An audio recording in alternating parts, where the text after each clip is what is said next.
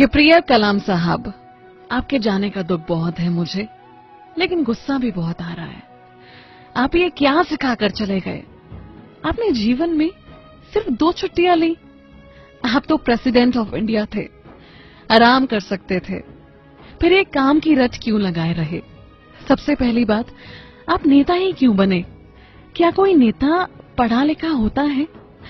अगर आप प्रेसिडेंट ही बने तो ये रूल क्यों नहीं बना दिया कि आपसे कोई अंगूठा छाप नेता नहीं बन सकेगा? जिस दिन नेता संसद में लड़ेंगे उनकी सैलरी काटी जाएगी और लेट आने वाले अफसरों की क्लास लगेगी। मुझे आपसे नाराजगी इस बात को लेकर भी है कि आपने देश को मिसाइल ही क्यों दी? न हमारे पास आधुनिक हथियार होते और न ही पड़ोसी देश हमसे जलते।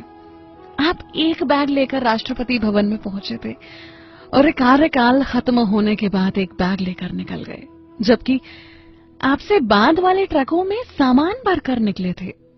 एमपी में तो चपरासी के घर से करोड़ों रुपए निकल रहे हैं और आप सिर्फ एक बैग लेकर निकले। ये क्या सिखा गए आप आने वाली पीढ़ी को? सादगी और शालीनता से किसका पेट भरा है साहब? लोगों को आपके जैसा सम्मान नहीं, सिर्फ पैसा चाहिए। एक और बात जो आपकी मुझे बहुत गलत लगती थी कि आपने कभी प्रेसिडेंट जैसा रौब नहीं जमाया।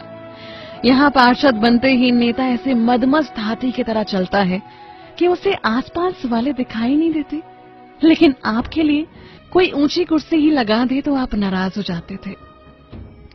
छोटे बड़े का भेद तो आपको समझना चाहिए था ना। अब बात करते हैं आपकी कमाई की।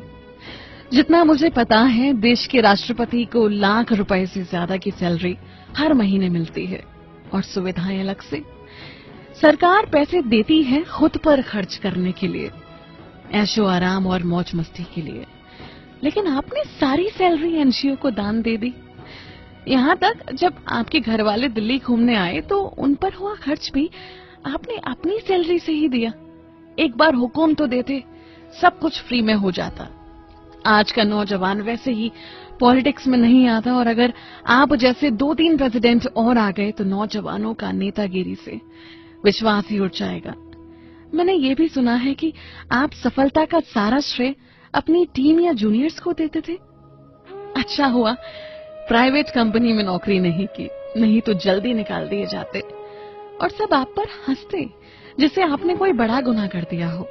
शिकायतों की ये लिस्ट बहुत लंबी है कलाम साहब। हमें पता है आप लौट कर आओगे, लेकिन अगली बार प्लीज मेरी शिकायतों की लिस्ट याद रखना। या तो हमें अच्छाई ना सिखाना, और अगर सिखाओ तो भारत के भाग्य विधाता तुम ही बनना। आप हमेशा जियोगे हमारे दिल में कलाम।